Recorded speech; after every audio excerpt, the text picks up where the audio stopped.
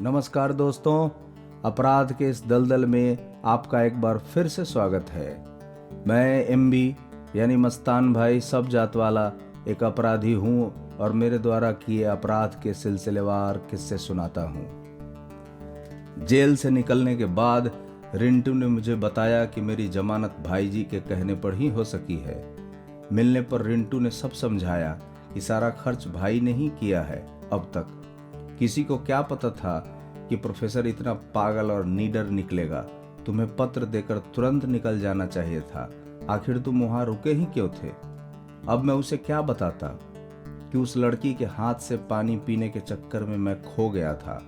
रिंटू ने कहा, अभी भी कुछ नहीं बिगड़ा है, सब ठीक हो जाएगा। मैंने कहा, कैसे? समाज में ये इज्जत गई है वो, अखबार में जो खबर छपी है वो। उसने कहा, सब ठीक हो जाता है अगर तुम एक बार निर्दोष साबित हुए तब। वही अखबार खुद से छाप देगा कि गोविंद निर्दोष है। लेकिन मैं निर्दोष कैसे साबित हो पाऊंगा? तुम हो सकते हो। मैंने कहा, कैसे? तब तक हम भाई जी के बंगले पर पहुंच चुके थे। रिंटू ने कहा, आगे भाई जी खुद बताएंगे तुमसे। जब मैं वहां पहुंचा तो एकदम सन्नाटा था। भाई जी को देखते ही मुझे गुस्सा आ रहा था। मेरी आंखें लाल हो गई थी। लेकिन रिंटू ने कहा था, संयम रखना, जोश में होश मत खो देना। तुम कुछ नहीं कर पाओगे भाई जी का। वहाँ 200 से ज्यादा लौंडे हर वक्त खड़े रहते हैं भाई जी के आसपास। मरवा कर नदी में लाश फेंकवा देंगे। महीनों खबर तक नहीं मिलेगी घर वालों को। मैं चुप हो गया। ऊपर से मैं खाली हाथ आया था। पहली बार मेरी तलाशी हुई, जो इससे पहले आज तक कभी नहीं हुआ करती थी। शायद उन्हें भय था कि नौजवान लड़का है, कहीं पागलपन में कोई ऊंच नीच न कर बैठे। भाई जी को मैंने आज केवल मुंडी हिलाकर प्रणाम किया। वो भी समझ गए कि मैं नाराज हूँ।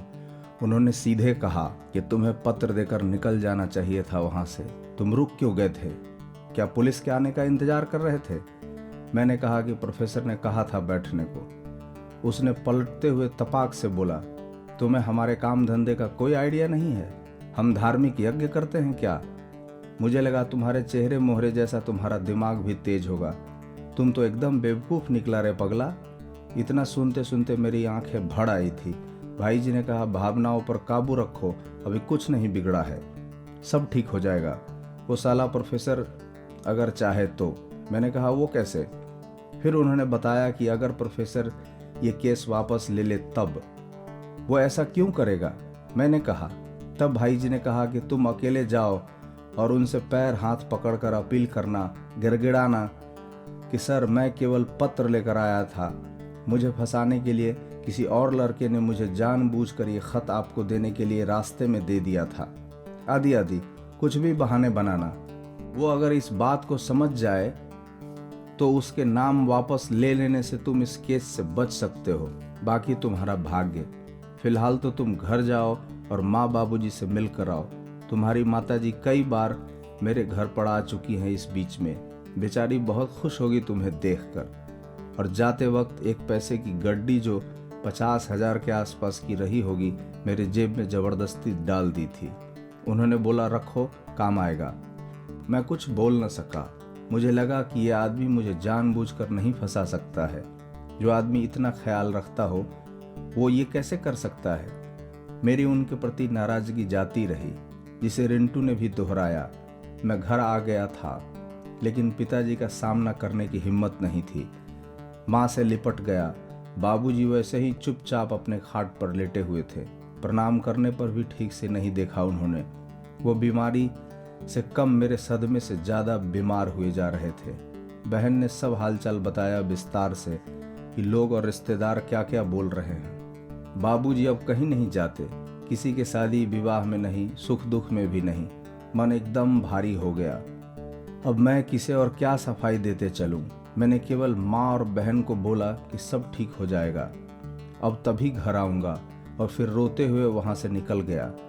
बाबूजी, माँ और बहन को उसी हाल में छोड़कर। निकलने से पहले मैंने वो पैसे बहन के हाथों में दे आया। इसे रखे रहना, अगर बाबूजी की बीमारी या कोई और जरूरत पड़े तब। अब या तो निर्दोष साबित होने पर घर आऊंगा या फिर कभी नहीं आऊंगा। इतना बोलते ही बहन फूट कर रोने लगी। उसके साथ माँ भी। मुझे क्या मालूम था कि अब मैं सामान्य हालत में घर कभी नहीं आ पाऊंगा। नियति जो न करावे और जहाँ न ले जाए। बहन बहुत रो रही थी बेचारी, उसे सब अकेले करना और सहना पड़ रहा था। ऊपर से आस पड़ोस के लोगों के ताने भी सुनो। मैं अधमरा होकर घर से निकल गया। भगवान किसी को भी जवानी में ऐसे दिन न देखने पड़े। मैं सीधा रिंटू के कमरे पर आ गया था। आने समय रास्ते में कुछ ग्रामीणों ने मुझे देखा और मुझसे मुंह चुराते हुए दिखे। मैंने सोचा ये क्या से क्या हो गया, सब कुछ बदल गया था। खैर, मैं 2-3 रात रिंटू के कमरे पर ही रुका था। अब मैं शराब पीने लगा था।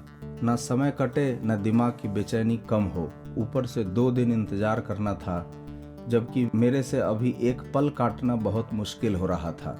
लेकिन समय काटना ही था, क्योंकि भाई जी शहर से कहीं बाहर गए हुए थे। 2 दिन बाद मैं भाई जी के घर तुरंत आ गया था। जब उनके आने की खबर मुझे मिल गई, भाई जी के चेहरे पर उत्साह कम, नीरसता ज़्यादा थी। फिर भी उन्होंने मुझे अपने नज़दीक बिठाया और समझाने लगे। मैं पटना में बड़े वकील से इसी केस के सिलसिले में मिला था। उन्होंने कहा कि हम सब बड़ी हो जाएंगे, लेकिन इसमें समय लगेगा। जब तक प्रोफेसर की गवाही ना गुजर जाए, इसमें समय लगेगा। लेकिन तुम्हारे लिए वकील ने बोला है कि अगर प्रोफेसर केवल तुम्हारा नाम वापस ले लेवे, तब तुम आसानी से बड़ी हो सकते हो। फाइनल चार्जशीट में तुम्हारा नाम हटाया जा सकता है। मैंने कहा कि क्या प्रोफेसर ऐसा करेगा? उन्होंने कहा, प्रयास करने में क्या जाता है। तुम एक बार मिलो और कहना कि सर, मेरे ऊपर एक भी मामला आज तक दर्ज नहीं हुआ है, मैं अपराधी नहीं हूँ। इसी लड़के ने षड्यंत्र के तहत मुझे फंसा दिया है। वो पढ़ा लिखा विद्वान व्यक्ति है, तुम्हारी लाचारी को जरूर समझेंगे और केवल तुम्हारा नाम भी वापस ले लें तब भी हमें कोई दिक्कत नहीं है। हमारे ऊपर मुकदमे पहले से चल रहे हैं, तुम्हारी जिंदगी बर्बाद होने से बच जाएगी। बस तुम जाओ, चूको मत, बाकी तो हम मुकदमा लड़ ही रहे हैं। रिंटू ने भी यही सलाह दी और समझाया कि प्रयास करने में क्या जाता है। मैं जाने को तैयार हो गया। जब वहां से निकल रहा था, तब अचानक भाई जी ने आवाज दी और इशारे में अंदर बुलाया।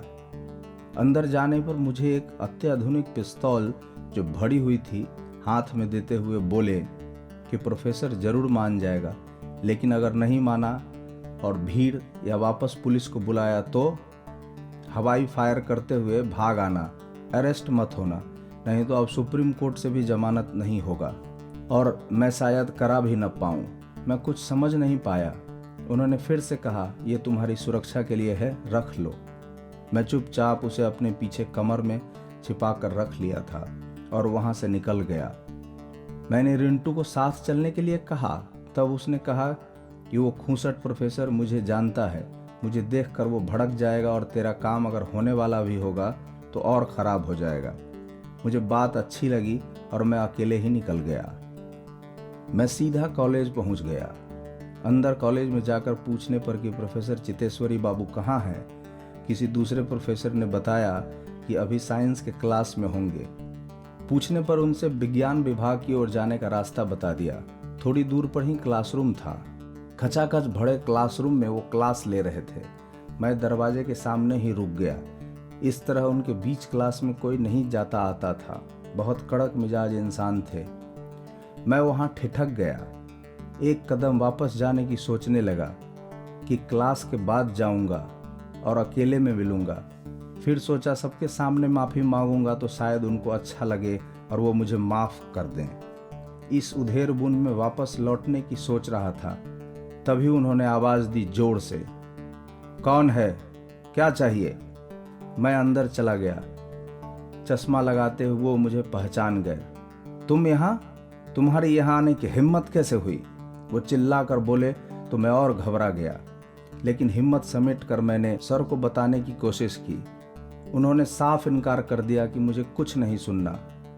तब मैं हाथ जोड़कर अपने घुटनों के बल उनके पैरों पर गिरते हुए रोकर उनसे बोला, सर मैं घर का अकेला लड़का हूँ, बाबूजी बीमार हैं, मरने के कगार पर हैं, बहन की शादी करनी है मुझे कोई सरकारी नौकरी नहीं हो सकती सर, मेरा कैरेक्टर खराब हो जाएगा, सब खत्म हो जाएगा, सर मुझे माफ़ कर दीजिए सर, आप चाहें तो उन लोगों पर मुकदमा चालू रखिए, लेकिन मुझे माफ़ कर दीजिए। मेरे खिलाफ एक भी केस दर्ज नहीं है सर।